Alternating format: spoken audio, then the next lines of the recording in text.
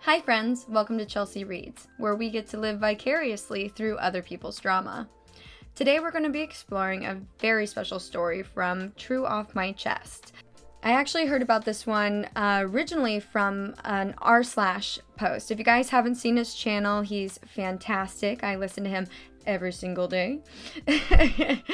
But yeah, he has a great take on the first part of this post. I'll definitely be reading it today as well, in addition to the update. But if you want to hear r/'s take on it, I'll go ahead and link that down in the bottom.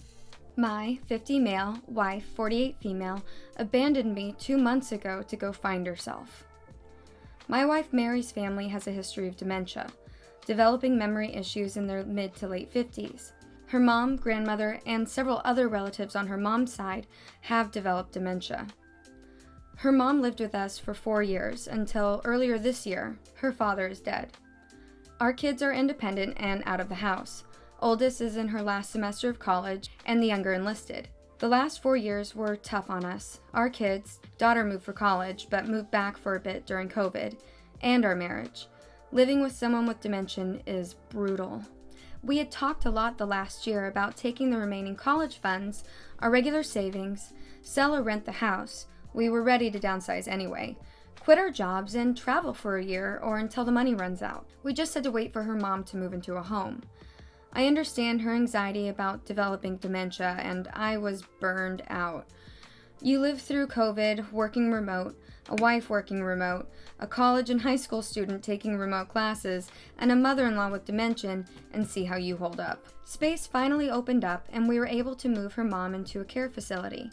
I finally thought I had the chance to breathe. When we moved Mary's mom out, Mary's mental health took a huge downward spiral. I went from caring for her mom to caring for her. She felt guilty about putting her mom in a home and had lots of anxiety about developing dementia. Our plan was to start traveling summer 2024. 2 months ago, I get home and she's left a note. My friends call it Exhibit A. Basically, she was going on her trip without me. She had quit her job, took most of the savings, and I wasn't sure when she'd be back.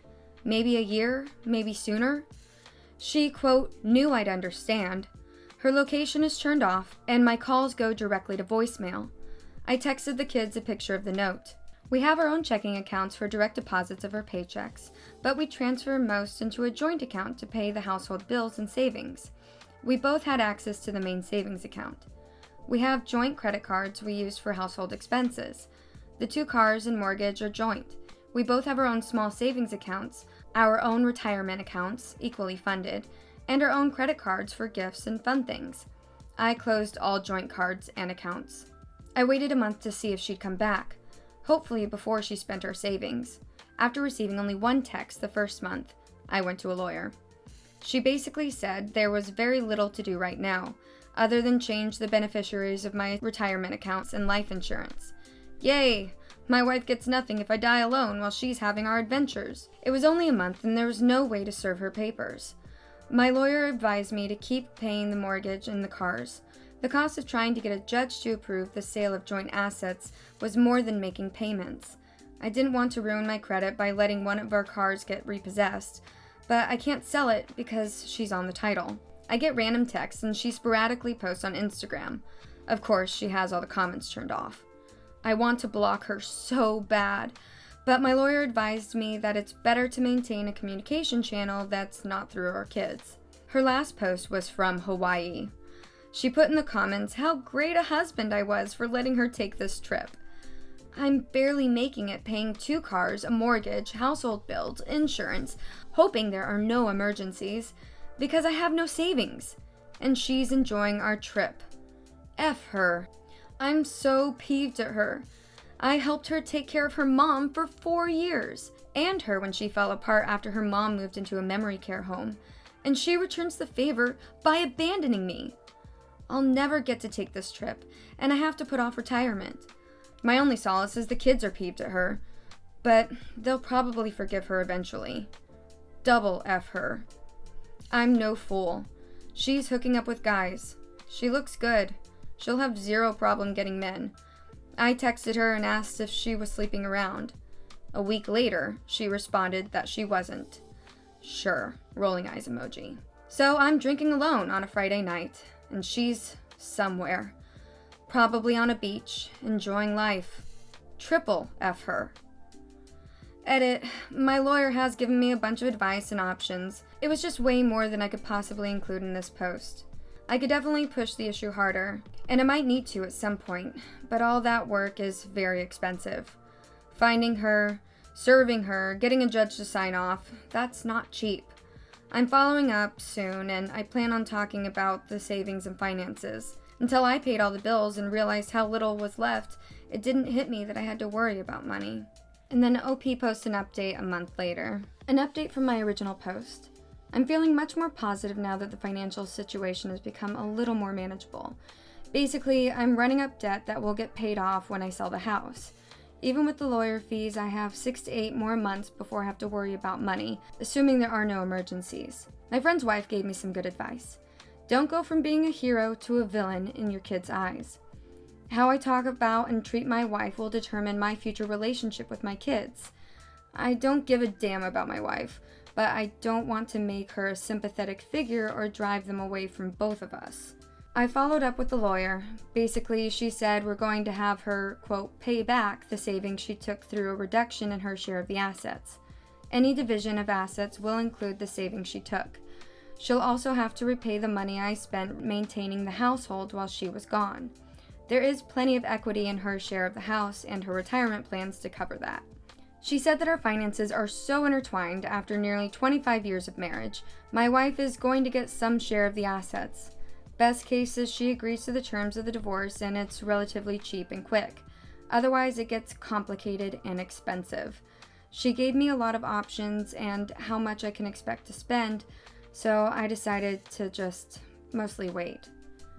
I got a couple of credit cards with promo rates for purchases and transfers. That gives me breathing room and I can conserve cash.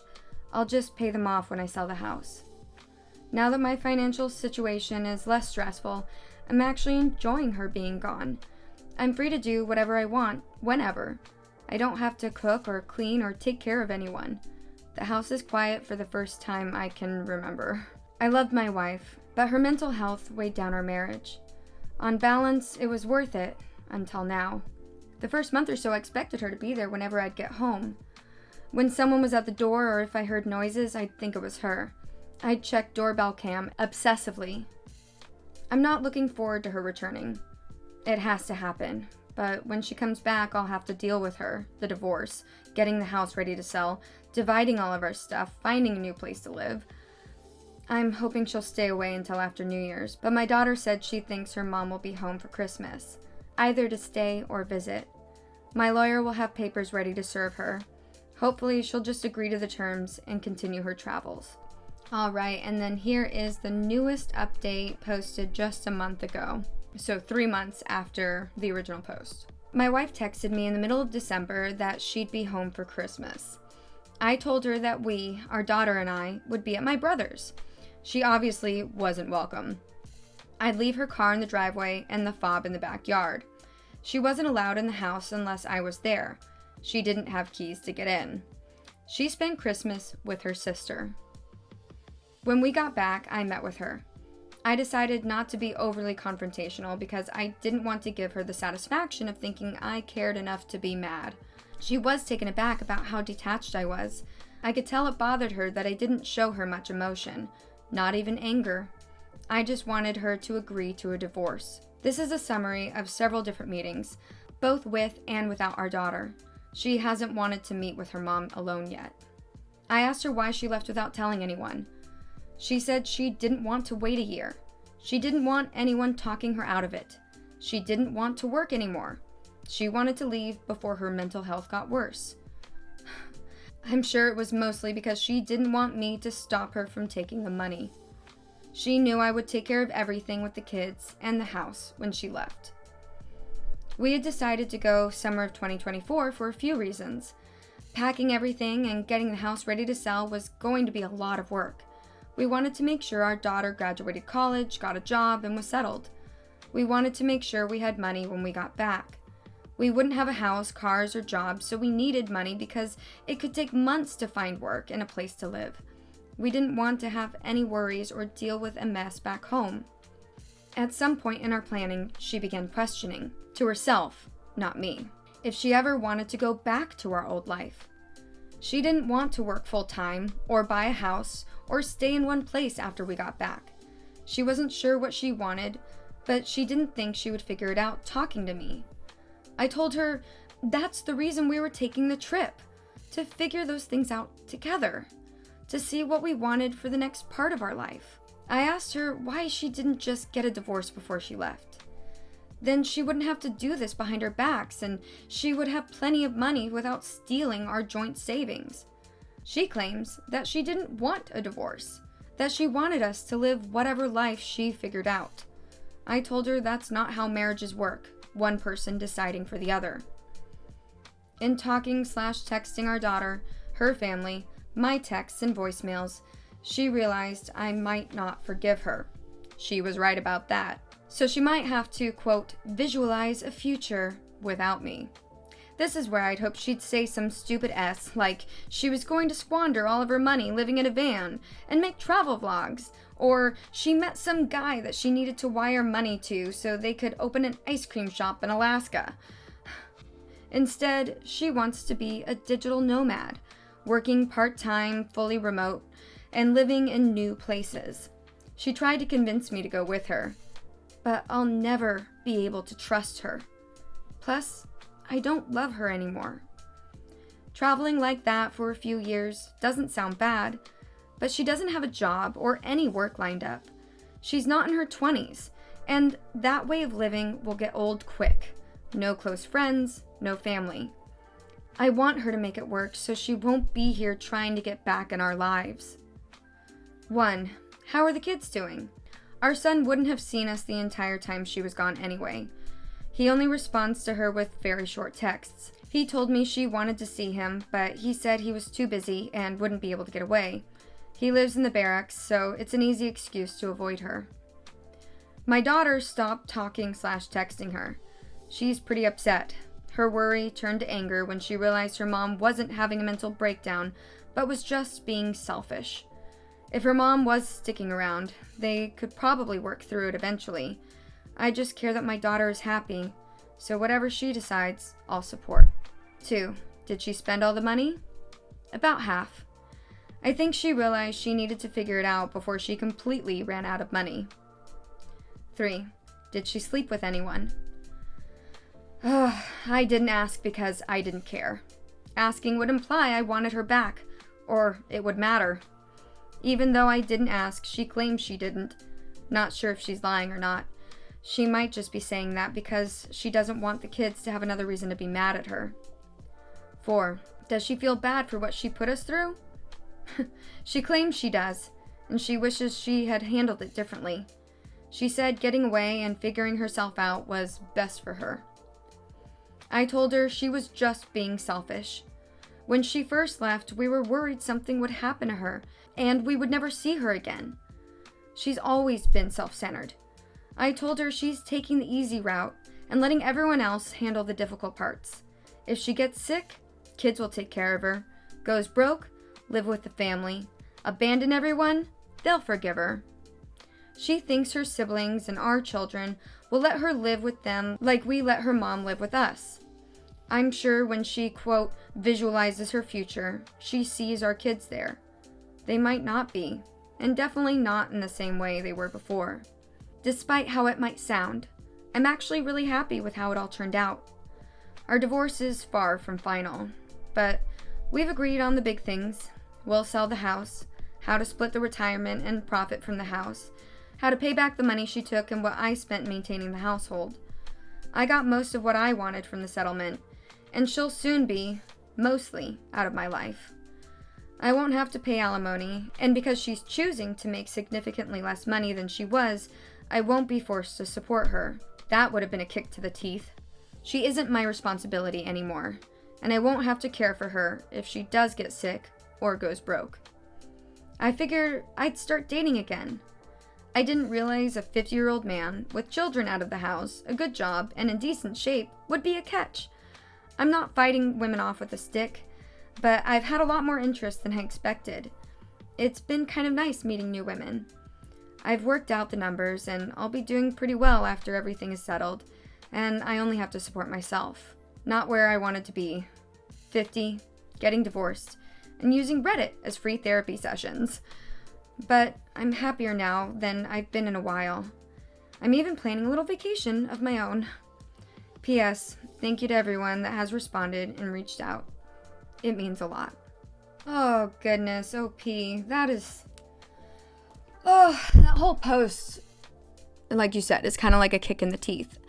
I can't believe how selfish that your wife, well, soon-to-be ex-wife, was being. She had no consideration for you, for her children. I mean, yeah, they're adults and they're out of the house and they're doing their own thing, but it's just, you build a life with someone when you get married, and you choose to work it out, and you choose to work out problems together. That's the really great thing about being married, is that you have a partner. You don't have to face life's problems all by yourself anymore. I mean, some people, that's how they prefer it, and not every marriage is built the same. But I feel like for people who have those long-lasting marriages, it's not that everything is perfect. Things are not perfect in life, and people get sick, and you lose people that are important to you, and you face money problems, and there's just so many things, and sometimes your spouse annoys the heck out of you, and that's just the nature of spending a lot of time with someone. But when you have that person in your life feels a lot better and more enjoyable, and a lot of the problems that you face as just part of life feel less insurmountable. I can understand from the wife's point of view of seeing her mom go through that. I wouldn't wish that on anyone, and a parent is a huge part of your identity as of who you are. I mean, they're the people who raised you, and it doesn't matter how old you are. You could be 70 years old and your mom could be 102 and you lose her, and it feels like it's losing a part of yourself. I can understand the wife kind of facing this existential crisis of feeling like her mom had already passed away in some ways, because with dementia it's so hard to see someone become less and less of themselves, and then to know that that's something that's hereditary and could possibly happen to her. And my heart definitely goes out to her in that sense of, I mean, that's a lot to take on, but she wasn't taking that load on alone. Her husband was there helping take care of her mother, helping spare her the emotional burden. He tried to be as supportive as he could when her mom was put into in-home care, and she had a bit of that mental breakdown, and that's an amazing spouse. That's someone who's living up to their vows of, through better for worse. He's trying to make sure that she's okay and give her that time. And they were talking about the future of she's expressing these feelings of being dissatisfied with the way that their life is and wanting to have this sense of adventure before or if she gets sick like her mom did. And that's great. Making plans is great.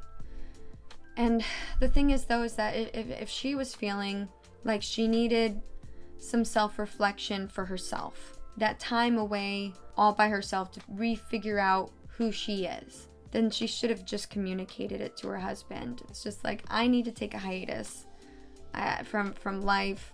I know we talked about doing this together, but I just really feel like I don't even know who I am anymore, and it's really hard to figure out who I am when you're by my side all the time.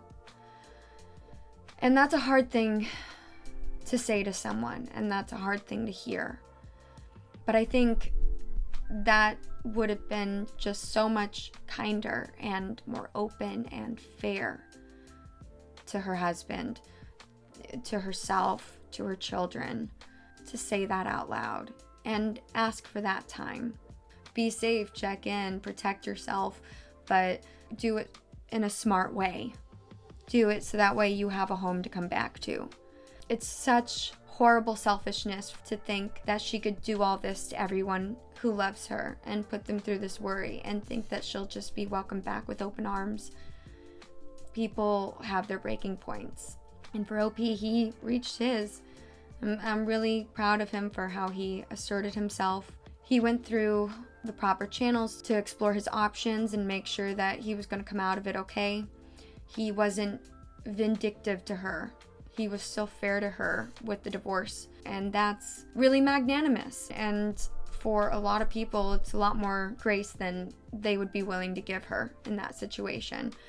So, you know, definitely thanks OP for keeping us all updated. I think that stories like this are important to hear. You know, I make the joke, oh, we're living vicariously through other people's drama, but I'm a big proponent of empathy. You know, like, I think that sometimes you can learn lessons of empathy through other people's stories. And some people, yeah, they need to experience it for themselves in order to understand it. But, you know, sometimes it helps to just like hear stories like this, and you have kind of like this pseudo experience to draw from because people are so open with sharing their own, and that's important. So yeah, that's a really tough story to get through. Definitely glad that we got that update, and it seems like that things are going to work out as best they could in this situation. I hope that OP is able to find a new lease on life and feel happy again, and I hope that OP's ex learns from this and learns to be a better person. That's the best thing that we can hope for anyone, really, even ourselves. So that's today's story. It was just one, but it was definitely a doozy. Let me know if there's any other subreddits that you'd like to hear stories from down in the comments. Thank you again for joining me on Chelsea Reads. I hope you have a great day, and please remember to be kind to other people and be kind to yourself. Talk to you soon.